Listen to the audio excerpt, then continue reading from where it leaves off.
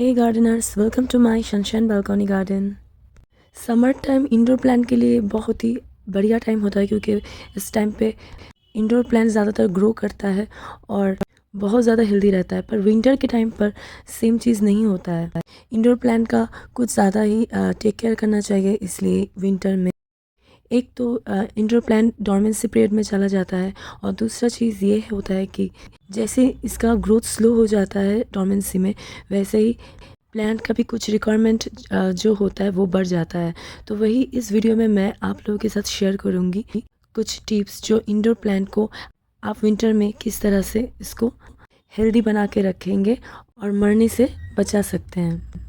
बहुत लोग कहते हैं कि विंटर में ज़्यादातर इंडोर प्लांट उनके मर जाते हैं या सूख जाते हैं।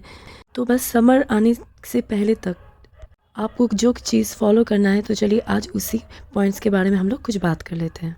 तो सबसे पहला पॉइंट और सबसे इम्पोर्टेंट पॉइंट है वाटरिंग शेड्यूल। समर में हम लोग इंडोर प्लांट को कुछ 2-3 दिनों में ज़रूर उसको वाटरिंग करते हैं, पर विंटर में इस तरह से हम लोग 2-3 दिन बीच बीच में वाटरिंग नहीं करेंगे। एक तो इंडोर प्लांट को ज़्यादा वाटरिंग की ज़रूरत नहीं होती है क्योंकि सॉइल में कोकोपीट रहता है, इसलिए जब भी आप इंडोर प्लांट को आप उसको वाटरिंग करें तो हमेशा वाटर करने से पहले उसका सॉइल ज़रूर चेक कीजिए, नहीं तो आपका प्लांट ओवर वाटरिंग के कारण गल सकता है, मर सकता है। विंटर के टाइम पे क्या होता है कि सॉइल जल्दी से सूख नहीं पाता है। जो समर में होता है ज़्यादा धूप के कारण सॉइल सूख जाता है 2-3 दिन में, पर विंटर के टाइम पे सेम चीज़ वो नहीं होता है। इसलिए आप जैसे आप समर में करते थे बिल्कुल वैसे ही विंटर में भी 2-3 इंच जैसे ड्राई हो जाएगा, बिल्कुल उसी के बाद आप प्लांट को वाटर करें।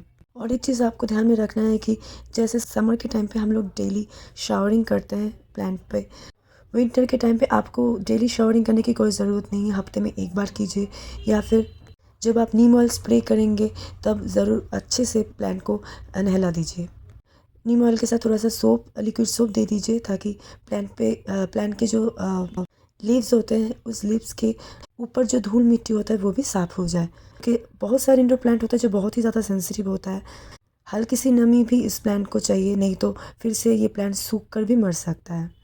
तो अब बात करेंगे इंडोर प्लांट के सनलाइट रिक्वायरमेंट के बारे में। विंटर में कोई भी इंडोर प्लांट ज़्यादा दिन तक अगर आप इंडोर में रखेंगे तो उस प्लांट को प्रॉब्लम होना शुरू हो जाता है। उसके पत्ते धीरे धीरे गिर जाते हैं या फिर पत्ते सूखना शुरू हो जाता है। तो यानी कि हफ्ते में एक बार एटलीस्ट आपको इंडोर प्लांट जो भी आप घर के अंदर रखते हो उसको धूप में, हल्की सी धूप में रखना बहुत ही इम्पोर्टेंट होता है। बिल्कुल उसी तरह ही हम लोग जैसे समर में करते हैं, विंटर में भी हम लोग को वही आप ख्याल रखना पड़ेगा। अगर आप इंडोर प्लांट को सुबह की जो हल्की फुल्की धूप होती है या फिर 10 से 12 बजे तक की जो धूप आती है उस धूप में भी अगर आप रख देते हैं तो कोई प्रॉब्लम विंटर में नहीं होगा। समर में क्या होता है कि सनलाइट बहुत ही हर्ष रहता है, इसलिए 10 बजे के बाद ही अगर आप धूप देते हैं इंडोर प्लांट पे तो इंडोर प्लांट के पत्ते कभी कभी ड्राई हो जाता है या फिर बर्न हो जाता है। पर विंटर में सनलाइट उस तरह से हर्ष नहीं रहता है। इससे सब कुछ आपके डिपेंड करता है इन्वायरमेंट के ऊपर कि आप कहाँ पे रहते हो, आपके वहाँ पे कितनी ज़्यादा धूप आ रही है ठंड के टाइम पे। अगर बहुत ही कम धूप आ रही है तो मैं कहूँगी कि आप उसको हो सके आप बैल्कनी अगर आपके पास है या फिर कोई भी विंडो है तो उसके पास आप उस प्लांट को रख दीजिए। अब बात करेंगे कि प्रूनिंग और प्रोपगेशन के बारे में। विंटर में कोई भी प्लांट को अगर आप प्रूनिंग करना चाहते हो तो वो कर सकते हैं। अगर इस तरह से अगर आपका कोई फ्लावर सूख रहा है तो उसका आप उसको कट कर सकते हैं, या फिर कोई भी पत्ते अगर सूख रहा है या कोई प्लांट के ब्रांच अगर सूख रहा है तो आप उसको देना कट कीजिए, क्योंकि वो ड्राई लीफ या फिर वो ड्राई ब्रांच जो है प्लांट पे अगर आप रख देंगे प्लांट पे तो क्या होगा कि वो बाकी की प्लांट के जो न्यूट्रिशन जो है वो लेता रहेगा और वो एकदम वेस्ट होगा। तो इसलिए आप अगर कभी भी ड्राई लीव्स या कोई भी ड्राई ब्रांच दिखे तो ज़रूर उसको कट कर दीजिए। अब बात करेंगे कि प्रोपगेशन के बारे में। विंटर में कोई प्रोपगेशन मत कीजिए। अगर आप कोई भी प्लांट मर चुका है या अगर कोई भी प्लांट आपको लगता है कि मरने वाला है तो उसको वाटर प्रोपगेट करके रख दीजिए, पर मिट्टी में यानी कि सॉइल में आप उसको प्रोपगेट मत कीजिए कि ग्रोथ जो होता है वो स्लो हो जाता है। तो इसलिए प्रोपगेट करना सक्सेसफुल कभी कभी नहीं होता है। तो अब बात करेंगे कि विंटर में फर्टिलाइज़ करना सही होगा या नहीं। जैसे कि मैंने बताया कि प्लांट विंटर में डॉर्मेंसी पीरियड में चला जाता है, इसलिए स्पेशली दिसंबर से लेकर जनवरी तक आप प्लांट को कोई भी फर्टिलाइज़र मत दीजिए। डोरमेंसी में क्या होता है कि इनका ग्रोथ भी स्लो हो जाता है। तो अगर आप प्लांट को इस टाइम पे फर्टिलाइज़ करेंगे या फर्टिलाइज़र या कोई भी खाद अगर आप सॉइल में देंगे तो वो खाद ऐसे ही पड़ा रह जाएगा।